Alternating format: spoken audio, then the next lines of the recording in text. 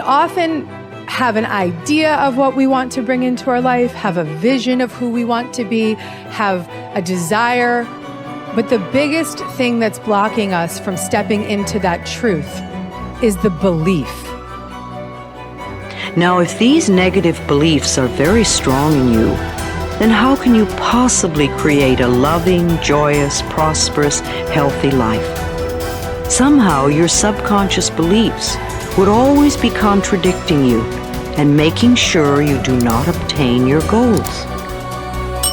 I find that resentment, criticism, guilt, and fear cause more problems in our bodies and in our experiences than anything else. These feelings come from blaming others and not taking responsibility for our own lives. You see, if we are all responsible for everything that happens in our lives, then there is really no one to blame. Whatever is happening out there is only a mirror of our own inner thinking. When we have a problem, a difficulty, a struggle that is located inside, and we're looking for the solution outside, someplace outside of ourselves. It would be like going to the doctor and telling him all of your symptoms. The doctor says, oh boy, you've got a lot of symptoms. And he starts writing out prescriptions. You need a prescription for this symptom, you need a prescription for that symptom. And finally, he gets this 4 or 5, and you go to walk out, and you say, well, I'd like my prescriptions. He said, no, I'll give this one to your mother-in-law, and I'll give this one to your neighbor, and I'll give this one to your daughter, and I'll give this one to your father. I mean, you're the one with the struggles and with the difficulties, expecting somebody else to change or something outside of you to get better in order for you to make your life work is something you have to really take a hard look at. It's in here. We have to feel love for ourselves and love for life in order for us to have love in our life. And so then to instruct people how to teach their body emotionally how that future could feel like before it's made manifest. If they do it properly, their body as the unconscious mind begins to believe it's living in that future reality in the present moment. And they're beginning to signal new genes in new ways that begins to change their body to look like the event has already occurred. So we need new ways of thinking, new ways of living, and it comes down to something very simple. The most simple is about love. The bottom line, do we love ourselves enough to live our lives in a way that gives our bodies what they need to do what they know how to do really well? Do we love ourselves enough to live and to think in a way that allows the best version of ourselves and the best versions of our families and communities to come forward?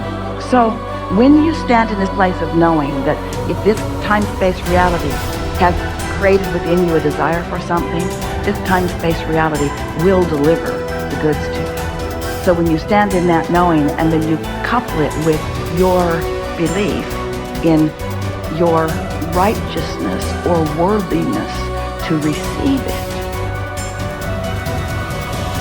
When you're putting in a wish and a desire, put it in as if you already have it. I am healthy. I am a good relationship person. I have a great job. What's that? I say, it's like I already have it. And yet most people don't have it. So they'll say, I want a great job. I want a great relationship. I want to be healthy. And I go, make a recording of those words. We just said that. I want to be healthy. Today, right now, Tuesday, we're going to make a recording. I say, now come back in 1 year and let's push the button on that recording. And we come back a year later and it says, I want to be healthy. I go, it's a whole year and you still want to be healthy? Still don't have it, right? You didn't say I am healthy. All you're emphasizing, I have a desire to be healthy. I want to be healthy. I have a desire to be healthy. I go, you can have that desire the rest of your life. You're not going to get healthy. You want to be healthy, you say, I am healthy. But then you look and say, yeah, but in reality, I'm sick. And I go, no. The function of the mind is to take the program and turn it into reality. So if I am sick, but I put a program in, I am healthy, the mind looks, like, well, wait a second, the program is I am healthy, but the body is not healthy, so what's the function of the mind? Create health in the body. It doesn't change the program, it changes the body. And so the idea is this, every time we put a program in, it has to be as if you already have it, in spite of the fact you could be dying of cancer. I go, I am healthy. It sounds kind of weird. And I go, don't worry about it. Just put it on I am healthy, because once it is a program, the function of the mind is to manifest it as reality. That's the part. And so my little caveat, you brought it up, I'm emphasizing it, and that was simply this, that whatever you're downloading, you have to say it as if you already have it. Because if you put a future tense on it, I will, I want, I say, if you record that, that means you will always want to have it. I will do this. You won't get there. So I just wanted to bring that in, because if we're making a program, then you must make sure it says as if you already have it, in spite of the fact you don't. Top people look for the good in every situation. They know that it is always there. No matter how many reversals and setbacks they experience, they expect to get something good out of everything that happens to them. They believe that every setback is part of a great plan that is moving them inexorably toward achieving the great success that is inevitable for them. If your beliefs are positive enough, you will seek the valuable lesson in every setback or difficulty. You will confidently believe that there are many things that you have to learn on the road to achieving and keeping your ultimate success. You therefore look upon every problem as a learning experience. Napoleon Hill wrote, "Within every difficulty or obstacle, there is the seed of an equal or greater advantage or benefit." With this kind of an attitude, you benefit from everything that happens to you, positive or negative, as you move upward and onward toward achieving your major definite purpose. There is a law of reversibility in psychology and metaphysics that says you are more likely to act yourself into feeling a particular way than you are to feel yourself into acting. What this means is that when you start off, you may not feel like the great success that you desire to be. You will not have the self-confidence that comes from a record of successful achievement. You will often doubt your own abilities and fear failure. You will feel that you are not good enough, at least not yet.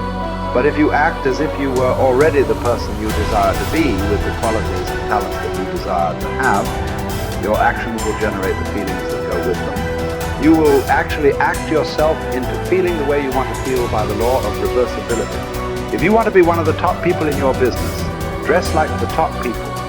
Groom like the top people. Organize your work habits the way they do. Pick the most successful people in your field and use them as your role model. If possible, go to them and ask them for advice on how to get ahead more rapidly. And whatever advice they give you, follow it immediately. Take action.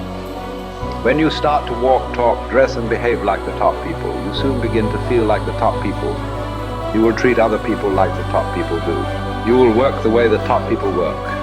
You will start to get the results that the top people get. In no time at all, you will be one of the top people yourself. It may be trite to say fake it until you make it, but there is a lot of truth to it. Your main job in life is to create the mental equivalent within yourself of what you want to realize and enjoy in your outer world. Your focus must be on creating the beliefs within yourself that are consistent with great success you want to be in your outer world. You achieve this by challenging your self-limiting beliefs, rejecting them, and then acting as if they did not exist. You reinforce the development of new life, enhancing beliefs by increasing your knowledge and skills in your field to the point where you feel equal to any demand or challenge. You accelerate the development of new, positive beliefs by setting bigger and more exciting goals in every area. Finally, you act continually as if you were already the person that you desire to be. Your aim is to reprogram your subconscious mind for success by creating the mental equivalent in everything you do or say. Momentum develops the mindset. Momentum conditions the mind to confidence. Like just moving forward every day, even a small thing. If you just said, every day I'm gonna do 3 things to move my life forward, and you just did those 3 things every single day. Today I'm gonna do these 3 things to move my life forward. It could be sending an email, calling somebody, having that prospect meeting. It could be as simple as like, oh, okay, I'm gonna work towards this goal. I'm gonna finish this presentation. I'm gonna create this thing. Whatever it is for you, like do that thing. Maybe it's like, oh, today I'm gonna work out today. Great, you worked out. Your mind goes, I said I was gonna work out, I worked out. I developed more confidence because you were congruent with your intentions. See, action is what makes us congruent with our intentions, right? That old thing you've heard me say, if you've been studying my work for a long time, intention without initiative is just sorry hopes. It really is. Intention without initiative is just sorry hope.